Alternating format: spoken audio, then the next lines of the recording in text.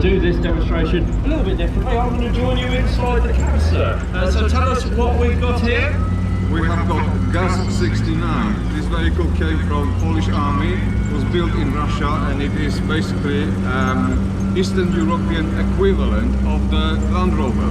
So Eastern European version of the Land Rover. Still very capable, this vehicle. Four-wheel drive. What engine have we got? We have got a 2.1 petrol side valve engine, really old-fashioned. So really old-fashioned technology, this side valve engine, so no overhead valves. Literally as the cylinders go up and down, you get the air going in and fuel in and out of the engine. Very simple design, but like you say, very old-fashioned. Now, you've also got a decontamination demonstration going on in your camp, which is at the top corner of the arena. I'll point it out as we go by. It's the corner with the ice cream man, very appropriately placed. Yes, pretty much that corner. The vehicle which is following us is the decontamination unit, and you are welcome to come and have a look what we're doing there. So that vehicle will be joining us in the arena very shortly. What year vehicle is it? When was it produced? This vehicle is 1971. It is one of the very last of this kind made. The production started in 1953, and the vehicle you're looking at here is exactly the same as the first one. So from 1953 through to 71, pretty much unchanged. A remarkable vehicle this, full of character, very simple, and as you say, the Russian equivalent of the Land Rover. A truly wonderful vehicle, that is, 1973, one of the very last ones produced, unchanged in more than 20 years. Right then, let's move on to this. Here's a BRDM2, a decontamination vehicle. I was going to say, sir, do you fancy opening the door? Oh, you can't open the door, that's a shame. Hi, how are you doing? I'm marvellous. Now, this was used, well, it's had multiple purposes, this vehicle, but this one brings out as a decontamination vehicle. That's correct. So this vehicle was designed to go in after a nuclear chemical strike and then find a safe passageway for troops to follow through using the flagpoles on the back. So we'll head around the back. Like I say, I am filming all of this, so make sure you do have a look for closer looks at everything we're doing. But here are the flags on the back now. This vehicle would head out into an area of contamination after, say, a nuclear or environmental disaster, and it would pick up, literally find out what was out there and mark areas that were contaminated and not safe for troops to follow. This vehicle is also amphibious, part of the reason why we haven't got any doors. That's correct, yeah. So the water line comes actually quite far up the cabin. It's a bit of a hair-raising moment to take in. The water line does come up quite high on this, and we've also got an additional front plough on this to try and stop it scooping itself under the water. Yeah, that's right. So it has a duckboard on the front that folds up, and with our hand to the back, you can see a triangle open up to reveal that it can swim. It's all the same hydraulics loop. At the same time with the hydraulics, I can also lower the central wheels because it's actually an 8x8 as well, not just a 4x4. So let's have a look at that. So this isn't just a 4x4, this is an 8x8. I'm going to duck right down here so that you can see the wheels deploy. So if it does need additional traction, we can deploy these extra wheels in the centre, but of course keeping them up and out of the way not only prevents damage and wear, but also prevents the amount of energy needed to move the vehicle forward by keeping it just four-wheel drive. It also increases the ground clearance in the centre. Now, have you taken this into water? No, I haven't. You haven't? Are you sure about that? I'm pretty sure. I've been looking for a nice place where I can try to do some tests first and make sure it's all sealed up at the bottom before I go in. I think that's a good idea. You don't want to plunge into water and then find out, oh, there's a bit of a leak there. Yeah, it's kind of the worst thing. Yeah, well, wonderful to see it. I'm not going to ask about the flag, but you are doing a decontamination demonstration with this very vehicle just up by where the ice cream man is, and you're going to be doing that in just a few minutes for us, aren't you? It's an absolutely brilliant piece of kit, this. Please do go up and see the decontamination demonstration, because I have to put all this gear on in this heat. Not easy at all. Guys, thank you so much. Now, I'm a huge fan of this vehicle. This is our drop system on our Leyland DAF. Now, I'm going to find out from the driver if this is a 6x8 or full 8x8.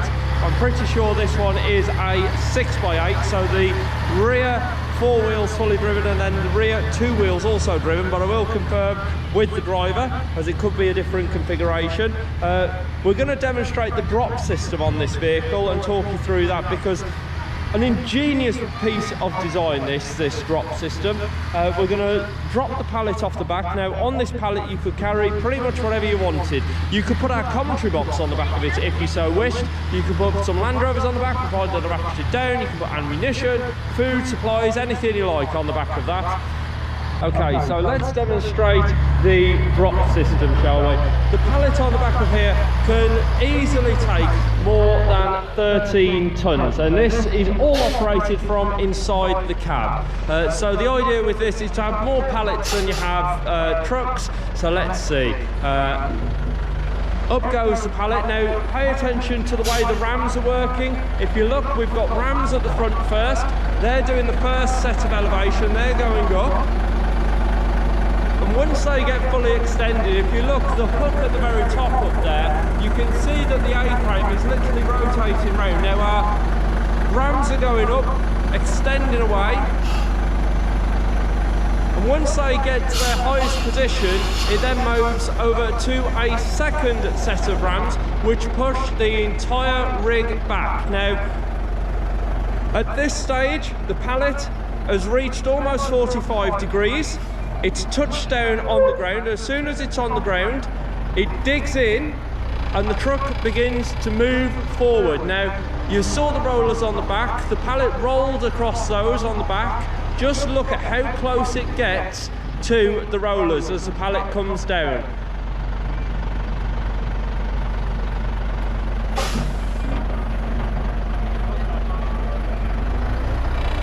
So the ram's now pretty much fully extending and literally just a few centimetres clear, which is all it needs to be. It doesn't need to be more than that. So we are maximising the amount of space that we are getting from this.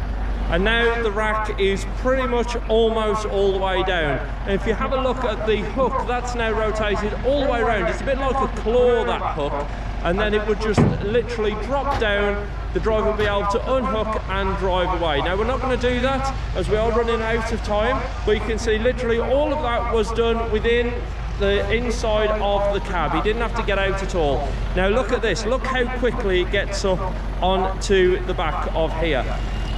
Already this has been elevated up to a height of 4, about 5, and pretty soon about 6 foot. Literally just clearing the rollers. You can see the truck is reversing back underneath, and now it is well clear. The ram's doing all of the hard work, pulling it back up. The cab fully air conditioned, so the driver doesn't need to get out.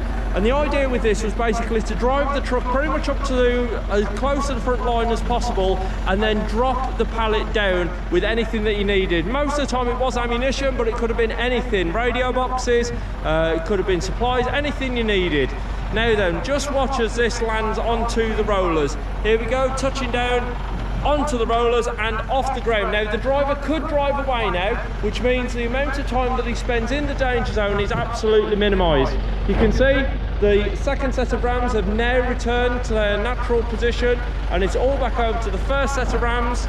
The hook, the claw doing its job. That is absolutely totally secure up the top, and it's totally secure on the rollers behind as well. So you can see a very, very quick and very effective way of loading and unloading pallets of pretty much anything you needed to do. In previous years we've mounted a 432 on the back of one of these and picked it up no trouble at all. Absolutely tremendous.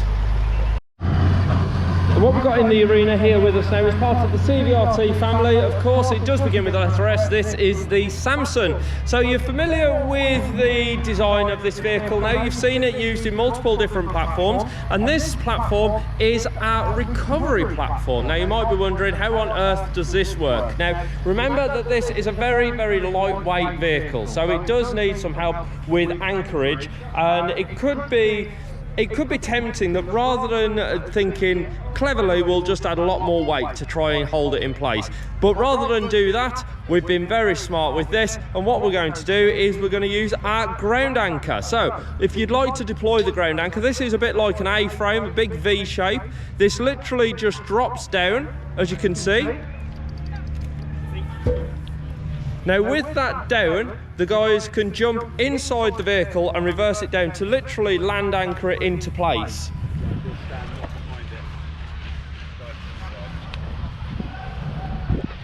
So the winch is all on the back of this vehicle. And not only does this design help reduce weight and make use of the ground around the vehicle and the environment that it's in,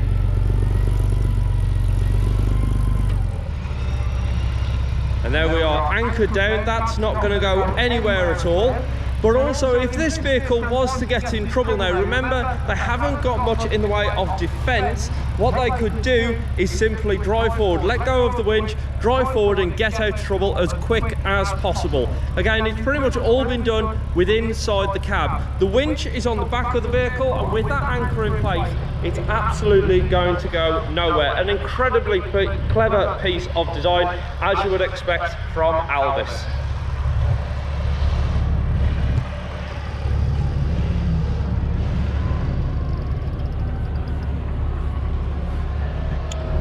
All good?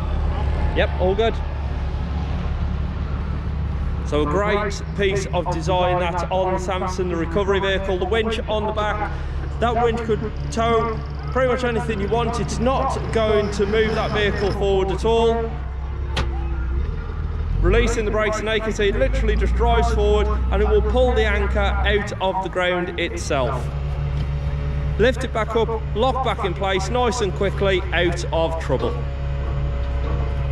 Which is of course the entire design of the CBRT family from Alvis. Rather than being bogged down with heavy armour, we use intelligent design to keep these vehicles very light on their feet. Now this vehicle has served in the REME, so it is a REME veteran, and it's great to see it here with us at Tank Trucks and Firepower, and is of course one of the Alvis Fighting Vehicle Society vehicles.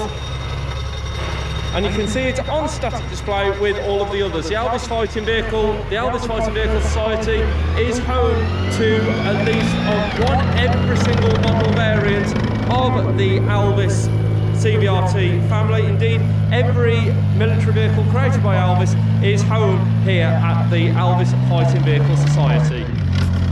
Right, so we'll catch up with the Scarab in just a few minutes, but first let's find out a little bit more about these two pigs, shall we? Let's start, we'll come over here to you, sir, first. Hello there, good afternoon, how are we doing? Good man, you? Everybody? Very good, very good. Now then, tell us what we've got, a pig. That's right, ugly pig. An ugly pig, tell me more about this. 1954, Humber pig, made in Coventry, of course. Of course. With 7 ton. About 7 ton now. Yeah. Where were these deployed? Northern Ireland, were they? No, there wasn't a deferred deployment. I think it was like the service crisis and stuff like that, and then the second use was in Northern Ireland. And the power away, have they always been fitted with diesel engines or originally a petrol? Originally a petrol, this one's been converted to the engine. So. Converted over to diesel, of course, get a bit more torque, Cummins conversion, very popular conversion. How long have you had this? About 10 years. About 10 years, so why a pig? Why not? Well, it's a good answer. It is a good answer. Now, in the back of this, you could fit pretty much anything you like, couldn't you? Yeah, company van. Company van. Well, it's a bit different from what my window cleaner uses, I can tell you that. Let's have a look at our second pig, shall we? Hello, sir. How are you? You well? Big smiles. How are you? I'm good. Good. Oh, Yes. we're good. We're very good. It's a bit warm, isn't it? Just a little bit, yeah. Another Humber pig. What year is this one? Right. This is the actual second oldest in the world. This was actually one of the first production types. They took 20 chassis for the Humber 1 ton. And this was one of the first 20 prototypes that they experimented in. This was built in 1953. The actual Humber pig did not go into service till 1956. So they spent a few years experimenting, up-armouring. First of all, it had canvas backs, then they decided to armour it all the way through. So this was the second one off the production line, which was originally a chassis cab of a Humber 1 ton truck. Wow, so second oldest in existence. That's right, and it wears its history. Again, this was in service, it went into service in 1956. I think it was in service till about 1968. Then it was sold by the army. And then, of course, all the troubles kicked off in Northern Ireland in the early 70s. The British Army bought a lot of them back because they didn't have a vehicle, because they were waiting for the Saracen, which was the replacement for this vehicle, to come into service. They didn't have enough, so they bought a lot of these back. They sent them out to Northern Ireland. Found they weren't really quite adequate enough, so they up-armoured them. They bolted extra armour inside, things like that, and it became a Mark II pig then, which was the up-armoured version, which I think weighed around about another 1.5 tons heavier. They had problems with drive shafts breaking and half shafts, so they had to change all things like that and upgrade them. Well, this is the thing, when you start adding weight, as I've been saying all weekend, weight kills absolutely everything. Exactly. But it's so hard not to add weight when you're trying to add armour. Yep. And like you say, they put a lot of extra armament on this. It was just too much for the drivetrain. Exactly, that's it, yeah. Like I said, this has now been converted back to a Mark I, so this would be a Mark I pig. It's still got the original Rolls-Royce B60, a 6-cylinder petrol engine, which is quite a thirsty beast. Yeah, so the B series Rolls-Royce, Yeah, that's right, a B60. series engine, so you could have it in 4, 6, 8 cylinders, and you right. could find the 4-cylinder version of this in the Austin Champ. That's right, yeah. True. And I hear that a few guys who own these now in private ownership, to try and preserve the drivetrains on these, not only will they take out the extra armament to convert them back to Mark I, but they'll actually transfer panels over into like composite panels to try and get the weight down even more. Exactly, that's exactly what they try and do. It's just try and preserve the vehicles. They try and keep them looking like Mark IIs, but they tend to take the extra arm off in the inside. So on the outside it'll still look like a Mark II pig, but a damn sight lighter, a bit more economical, and like I say, less stress on the drivetrains, things like that. Well, the parts are not going to be easy to come by, are they? No, not at all. Well, lovely to see 2 pigs. I don't think I'd ever say that, but lovely to see 2 pigs in the arena. On the top, have we got an SLR with us as well? That's a 7.62 self-loading rifle, which was issued from the 70s right up to when the AC-80 took over from it. Yeah. So this is as they would have been seen out in Northern Ireland? Pretty much, yes, when they first went out, yeah. Because when they first went out, they still got all the tool bins on, things like that. Obviously, when they started getting petrol bombs, they started thinking we better take them off because they fill with burning petrol. They started putting channels on to keep petrol from dripping into the hatches, things like that. So they did a lot of modification. But when the troubles first kicked off in Ireland, this is how it would have gone out.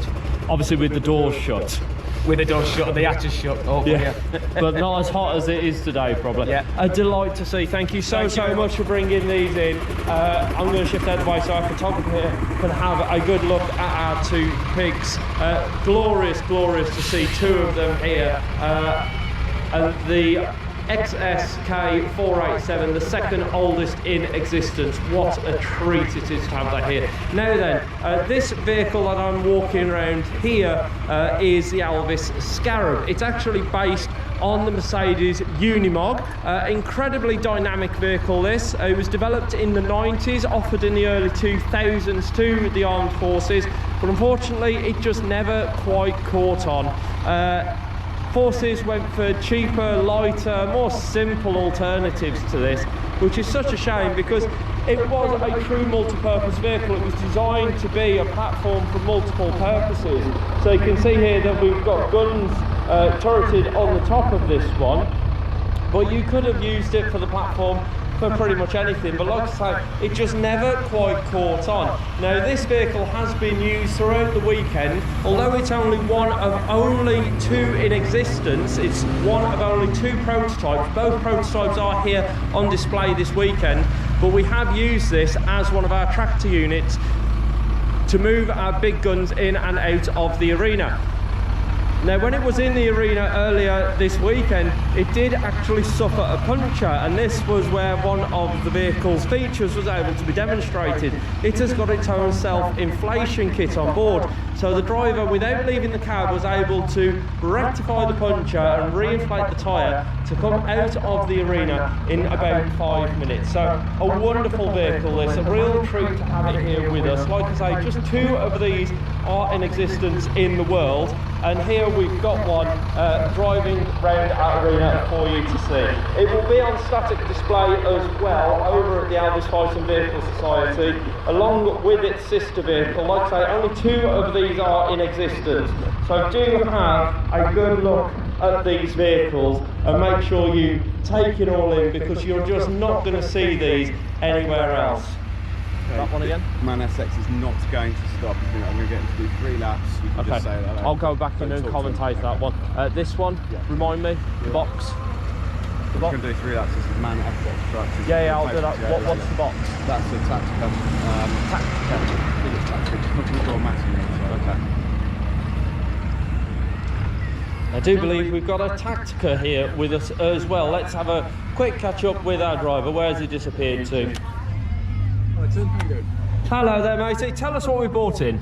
Okay, we've got an Elvis Tactica. This is a prototype vehicle. The British Army had a number of them for moving explosive ordnance disposal teams in Northern Ireland. However, this is a prototype vehicle for the Middle Eastern market. You can tell it's a prototype vehicle. It's got a number of different engineering bits on it, and it's slightly bigger. It's got a different drivetrain. It's got a Mercedes diesel engine in it, and it's an automatic, whereas the British ones were manual boxes. So this is a lot easier to drive.